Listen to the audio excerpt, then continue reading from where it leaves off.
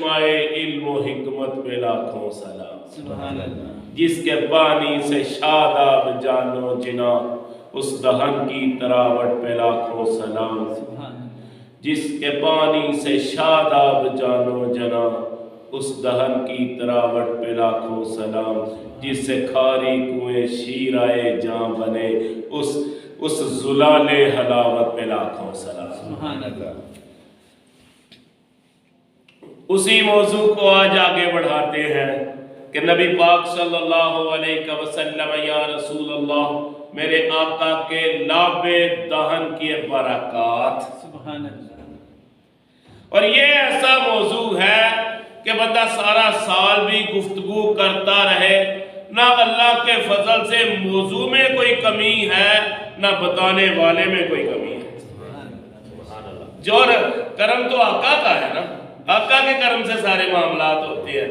اور پھر میں نے ایک گفتگو سننے کا اتفاق ہوا، ایک بہت بڑے عالم دین ہے، ان کی گفتگو سننے کا اتفاق ہوا، تو ان کی تمہید ہی 20-25 منٹ میں گزر گئی۔ میں نے سمجھا کہ جب بات تمہید میں شروع ہو، تمہید ہی اتنی ہے تو پھر گفتگو میں طولانی آ جاتی ہے۔ تمہید نہیں، بلا تمہید بات کرتے ہیں، بغیر تمہید کے۔ حضور کے لاب دہن کی برکات کیا ہے؟ ہم تھوکے تو بیماریاں پھیلتی ہیں، حضور تھوکے تو خدا شفائیں بانٹتا ہے۔ ہم تھوکے تو بیماری ہی بیماری، ہمارے لاب میں بیماری ہی بیماری، اور حضور لاب دہن ڈالے تو برکت ہی برکت۔ ہجرت کا موقع ہے،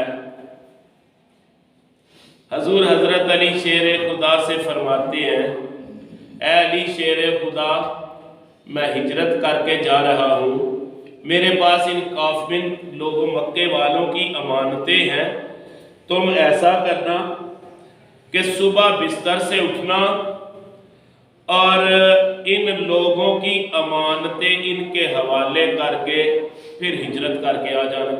اچھا ایسا ہوا۔ اب باہر ننگی تلواروں والے ہیں، حضور چادر نبوت لے کر، حضرت علی شیر خدا رضی اللہ تعالیٰ عنہ نبی پاک کی چادر مبارک لے کر آرام فرما ہے۔ اب کسی نے پوچھا حضرت علی شیر خدا سے، اے علی کیا تجھے نیند آ گئی تھی؟ کتنی بڑی بات ہے، پتہ ہے باہر ننگی تلواروں والے کسی وقت بھی حملہ کر سکتے ہیں، اور صرف کسی ایک قبیلے کے نہیں، مکے کے سارے قبائل کے افراد بھی موجود ہیں، ننگی تلواریں۔ اے علی کسی نے پوچھا، اے علی تجھے نیند آ گئی تھی؟ حضرت علی شیر خدا نے فرمایا، قسم اللہ پاک کی، جتنی نیند مزے کی نیند، جتنی میٹھی نیند اس رات آئی تھی، زندگی بھر ایسی نیند کبھی آئی ہی نہیں۔ سبحان اللہ۔ حضور وجہ کیا ہے؟ حضرت علی شیر خدا نے فرمایا وجہ یہ ہے کہ میرے آقا نے ارشاد فرمایا تھا، اے علی صبح اٹھنا، اے علی صبح اٹھنا۔ میرے حضور نے زندگی کی گارنٹی دے دی تھی کہ علی زندگی ہے تو صبح اٹھنا ہے نا، زندگی ہے تو صبح اٹھنا ہے نا، اور جب زندگی نہیں تو پھر اٹھ کیسے سکتا ہے بندہ؟ تو جتنی اچھا پھر حضرت علی شیر خدا رضی اللہ تعالیٰ عنہ، میرے پیر حضرت جسٹس پیر محمد کرم شاہ صاحب ازہری رحمت اللہ تعالیٰ علیہ سیرت ضیاء النبی شریف میں آپ رقم ترازاں لکھتے ہیں، حضرت علی شیر خدا، اور پھر حضرت علی شیر خدا رضی اللہ تعالیٰ عنہ 3 دن تک برابر اعلان کرتے ہیں کہ جس کی میرے سرکار کے پاس کوئی امانت ہے آئے اور اپنی امانت لے جائے۔ سبحان اللہ۔ 3 دن تک اعلان کرتے ہیں۔ وہی یار ایک طرف دشمنی ہے، ذرا سمجھنے کی بات کرو، ایک طرف دشمنی ہے، حضور کی جان کے دشمن بنے بیٹھے ہیں، دوسری طرف حضور اپنی امانتیں بھی حضور کے پاس رکھ رہے ہیں۔ وجہ کیا ہے؟ دشمنی ایک طرف، حضور سب سے امین ہے، یہ ان کا عقیدہ بہت مضبوط تھا۔ سبحان اللہ۔ کافروں کا بھی عقیدہ تھا کہ جو امانت حضور کے پاس رکھی جائے گی، حضور اس امانت کے امانت دار ہے۔ کیسی بات ہے؟ کافروں کا بھی عقیدہ تھا حضور سارا دو چیزیں، میرے آقا کے لقب پہلے مشہور تھے اعلان نبوت سے پہلے۔ ایک لقب تھا صادق کہ حضور سچے ہیں، دوسرا لقب تھا امین، حضور امانت دار ہے۔ حضور میں تو ساری صفات موجود ہے۔ حضور بہادر بھی ہیں، حضور سخی بھی ہے، کل جتنی بھی صفات۔ اور یہاں پر ایک بات میں کوٹ کرتا ہوں، حضرت پیر سید نصیر الدین نصیر رحمۃ اللہ تعالی علیہ، آپ فرماتے ہیں ہر خوبی اور کمال میرے آقا کی ذات میں موجود ہے، اور جو میرے آقا کی ذات میں موجود نہیں وہ خوبی اور کمال ہے ہی نہیں۔ سبحان اللہ۔ تو بات لمبی ہو گئی ہے، پھر وہی بات تمہید والی بات لمبی ہو گئی ہے۔ حضرت علی شیر خدا رضی اللہ تعالیٰ عنہ نے ان کافروں کی امانتیں ان کے سپرد کر دی۔ اب مکے سے مدینہ پاک کی طرف ہجرت کا معاملہ ہے، مکے سے مدینہ پاک کی طرف ہجرت کا معاملہ ہے۔ حضرت علی شیر خدا پیدل جا رہے ہیں مکے سے مدینے۔ پہلے پاؤں سرخ ہوتے ہیں، پھر پاؤں سوجتے ہیں۔ پہلے پاؤں سرخ ہوتے ہیں، پھر پاؤں سوجتے ہیں، پھر پاؤں میں آبلے بنتے ہیں، چھالے بنتے ہیں۔ یہ ساری کیفیات حضرت علی شیر خدا پر گزری ہیں۔ پہلے پاؤں سوجے ہیں، پھر پاؤں میں چھالے بن گئے ہیں۔ ایک وقت چھالے بھی ایک وقت چھالے بن گئے ہیں حضرت علی شیر خدا کے۔ اور یارو علی کرنا لیدہ کام ہے، علی کی سنت پہ چلنا اور معاملہ ہے۔ کبھی علی کے نام پر کھاتے تو بہت ہو، علی کی کبھی پیروی تو کر کے دکھاؤ۔ علی کرنا تو سب کا کام ہے، لیکن علی کی سنت پر چلنا بہت اوکھا کام ہے۔ پھر حضرت علی شیر خدا رضی اللہ تعالی عنہ، موضوع تھا لاب دہن کی برکات۔ حضرت علی شیر خدا حضور کے پاس قباء کے مقام میں حاضر ہو جاتے ہیں۔ لوگ کہتے ہیں حضرت علی شیر خدا آ گئے ہیں۔ میرے حضور فرماتے ہیں کیا حال ہے ان کا؟ حضور حال ایسا ہے کہ پاؤں میں چھالے پڑے ہوئے ہیں، حضور چل نہیں سکتے۔ میرے حضور نے خود کرم نوازی فرمائی، اور یہ میرے حضور کا کرم تھا۔ میرے حضور کا کوئی صحابی بیمار ہوتا تھا، حضور چل کر اس کی عیادت کے لیے جاتے تھے۔ حضور چل کر اپنے صحابی کی عیادت کے لیے جاتے۔ حضور نے فرمایا میں خود جاتا ہوں۔ حضور خود حضرت علی شیر خدا کے پاس حضور خود تشریف لے گئے علی شیر خدا کے پاس۔ حضور نے دیکھا کہ پاؤں سوجے ہوئے، پاؤں میں چھالے پڑے ہوئے ہیں۔ میرے پیر لکھتے ہیں حضرت جسٹس پیر محمد کرم شاہ صلی اللہ علیہ رحمۃ اللہ تعالی علیہ، آپ فرماتے ہیں میرے حضور نے اتنی محبت فرمائی کہ حضرت علی شیر خدا کو اپنی باہوں میں لے لیا۔ حضور نے کرم نوازی فرمائی نا۔ آقا کرم نوازی فرماتے ہیں مٹ جائے نا آقا پہ تو بندہ کیا ہے، اور بے خبر ہو جو غلاموں سے تو وہ آقا کیا ہے۔ مٹ جائے نا بندہ آقا پہ تو بندہ کیا ہے، اور بے خبر ہو جو غلاموں سے تو وہ آقا کیا ہے۔ حضور نے کرم نوازی فرمایا، حضور نے حضرت علی شیر خدا کو اپنی باہوں میں لے لیا۔ جب باہوں میں لیا تو پھر حضرت علی شیر خدا کو دیکھا نا پاؤں سوچے گیا۔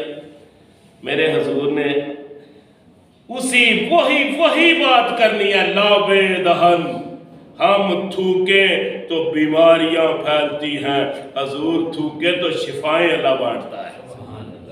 حضرت علی شیر خدا نے میرے آقا صلی اللہ علیہ وسلم، یا رسول اللہ، میرے آقا نے اپنا لاب دہن نکالا، روایات دیکھو کتنی پیاری ہے۔ حضور نے لاب دہن اس ہاتھ میں بھی لگایا، حضور نے اس ہاتھ میں بھی لاب دہن لگایا، حضور نے اس ہاتھ میں بھی لگایا، حضور نے اس ہاتھ میں بھی لگایا، حضور نے کرم نوازی فرمائی، حضرت علی شیر خدا کے پاؤں میں لگایا۔ جب پاؤں میں لگایا، حضرت علی شیر خدا فرماتے ہیں مجھے ایسے لگا نہ میرے پاؤں میں کبھی کوئی چھالے تھے نہ قیامت تک ہوں گے۔ پھر رہتی زندگی تک سیرت ابن کثیر اٹھا کر دیکھو، سبل الہدی والارشاد اٹھا کر دیکھو، حضرت علی شیر خدا فرماتے ہیں پھر زندگی بھر مجھے کبھی پاؤں کی تکلیف ہی نہیں ہوئی۔ یہ ہے نا حضور کی شان۔ پھر لاب دہن کی ایک اور بات عرض کرتا چلوں، خندق کا میدان ہے، صحابہ کرام غزوہ خندق ہے، صحابہ کرام خندق کھود رہے ہیں، حضرت جابر رضی اللہ تعالیٰ عنہ اس روایت کو روایت فرمانے والے ہیں۔ بخاری شریف کی حدیث پاک، صحیح مسلم شریف کی حدیث پاک، رواہ الشیخان، بخاری اور مسلم نے اس حدیث کو روایت کیا۔ تو کیا روایت کیا؟ حضرت جابر رضی اللہ تعالیٰ عنہ اس روایت کے راوی ہیں۔ حضرت جابر کہتے ہیں خندق کے میدان میں ایک موقع ایک وقت ایسا بھی آیا کہ 3 دن سے کسی صحابی نے کچھ بھی نہیں کھایا تھا۔ 3 دن ہو گئے ہیں، سارے کے سارے صحابی جو ہیں، سارے کے سارے صحابی بھوکم پیٹ خندق کھود رہے ہیں۔ اب اس کے پاس جانا ہے جس کے سارے دردوں کا مداوع جس کے پاس ہے، ساری عارضوں کا حل جس کے پاس ہے، ساری تکلیفوں کا علاج جس کے پاس ہے۔ صحابی اکٹھے ہو کر میرے آقا کی بارگاہ میں جاتے ہیں۔ صحابہ نے اب ایک ایک پتھر باندھا ہوا ہے۔ جب صحابی حضور کے پاس تشریف حاضر ہوتے ہیں، جب حاضر ہوتے ہیں تو میرے آقا پتہ ہے کیا کرم، حضور ہر معاملے میں ہی کرم فرماتے ہیں۔ جب صحابہ نے ایک ایک پتھر باندھا ہوا ہے، حضرت جابر روایت کرتے ہیں، حضرت جابر آپ کہتے ہیں کہ جب صحابی سارے اکٹھے ہو کر اپنی بھوک کی شکایت کرنے حضور کے پاس جاتے ہیں نا، تو میرے آقا اپنے شکم اطہر سے کپڑا ہٹاتے ہیں۔ صحابہ نے ایک پتھر باندھا ہوا تھا، میرے حضور نے 2 پتھر باندھے ہوئے۔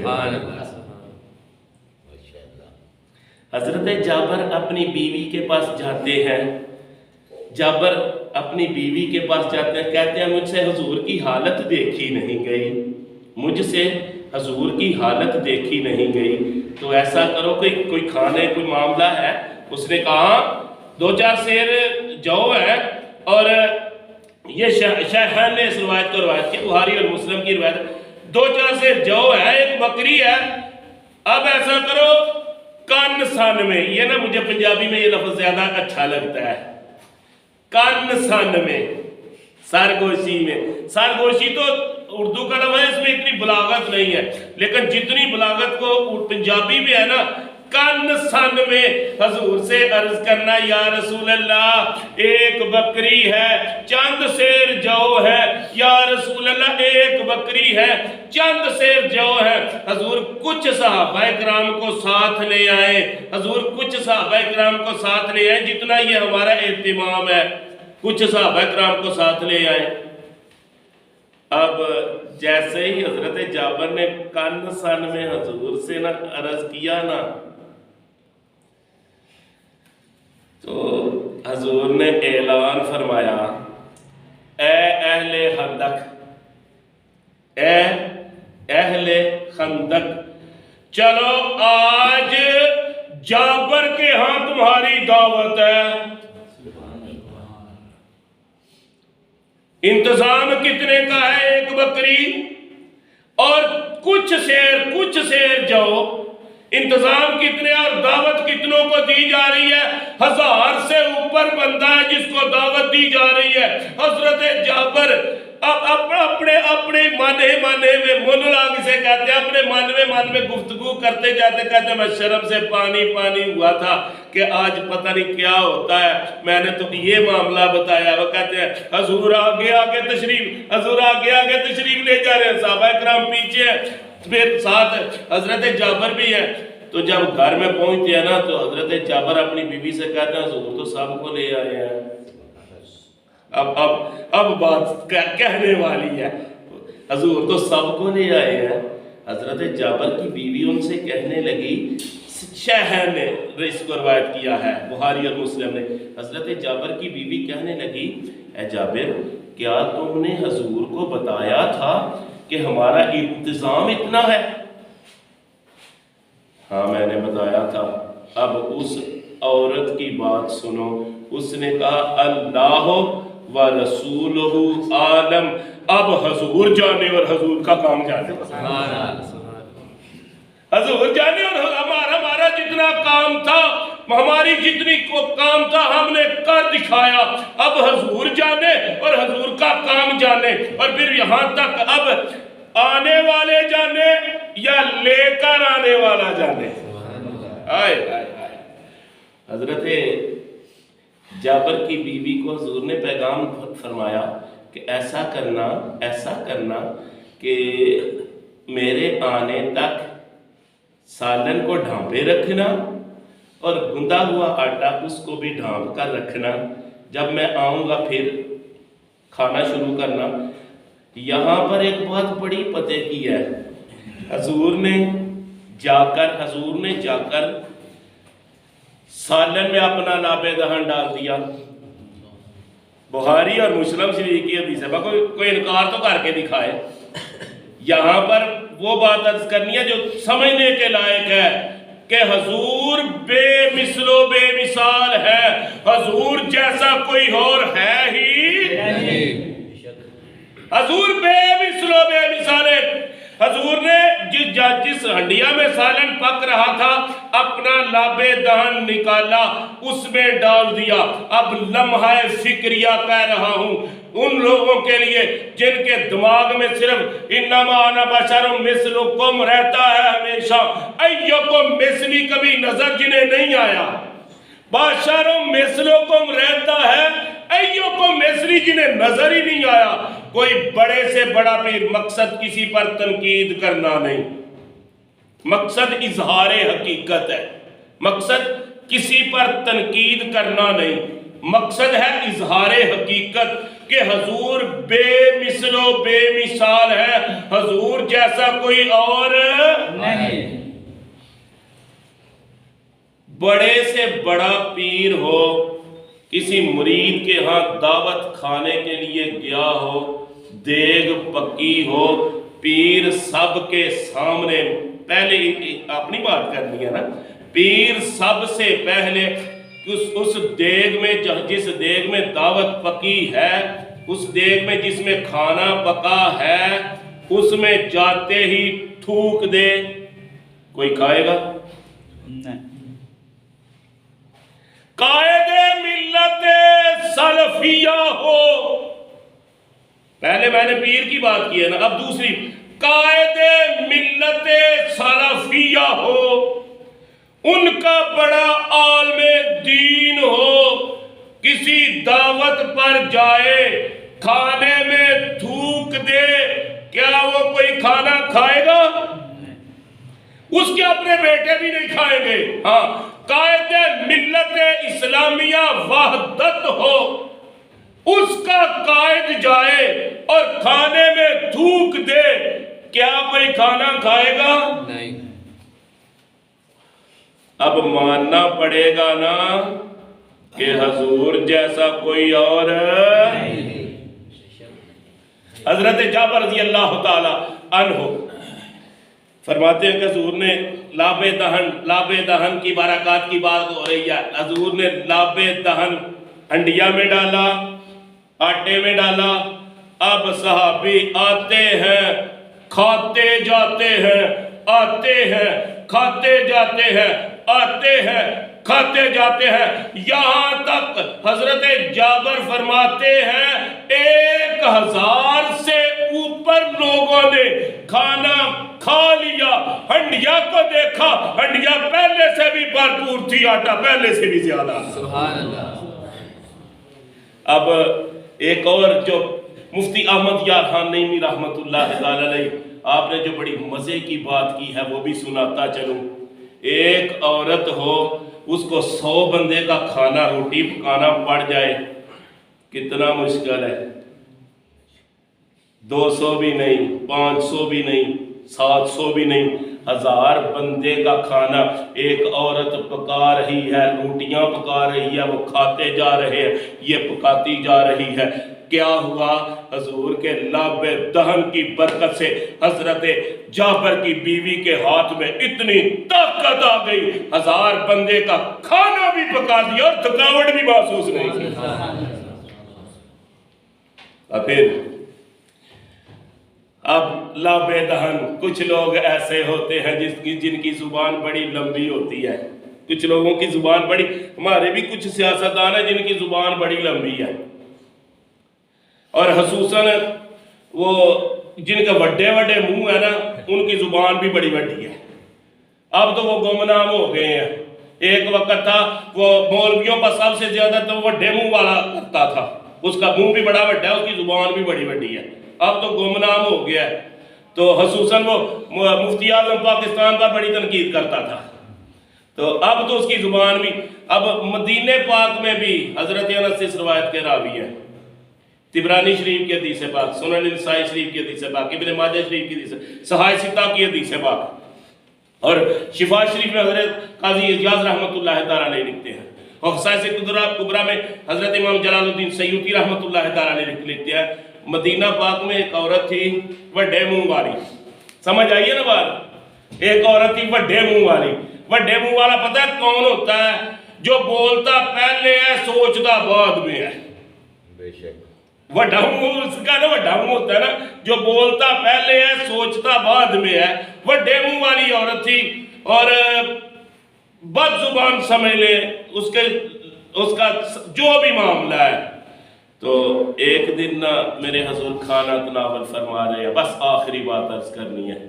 ایک دن حضور کھانا تناول فرما رہے ہیں، قدید ایک خشک گوشت ہوتا ہے، ایک طریقہ ہے خشک گوشت کرنے کا، اس کو خشک کیا جاتا ہے، کہیں بھی نوبات مقابلے استعمال رہتا ہے۔ حضور خشک کیا ہوا گوشت کھا رہے ہیں، وہ عورت آتی ہے کہتی ہے جو کھا رہے ہیں مجھے بھی عنایت فرمائیں، مجھے بھی عنایت فرمائیں۔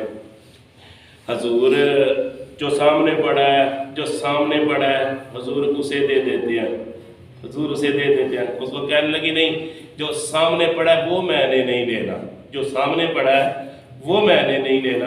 حضور میں تو وہ لوں گی جو آپ کے منہ مبارک میں ہے،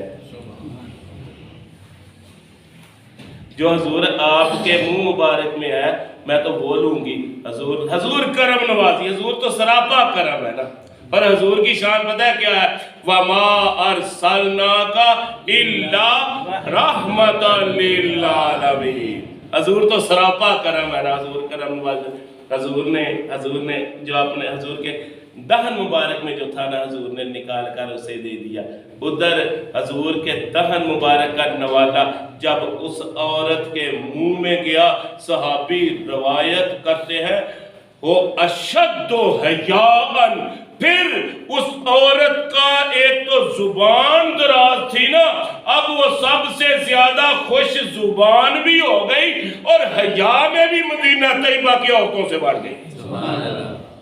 دعا ہے کہ یا الہ العالمین ہمیشہ کے لیے حضور کی نعتیں سنانے کی توفیق عطا فرما۔ وما علیہ الا البلاغ۔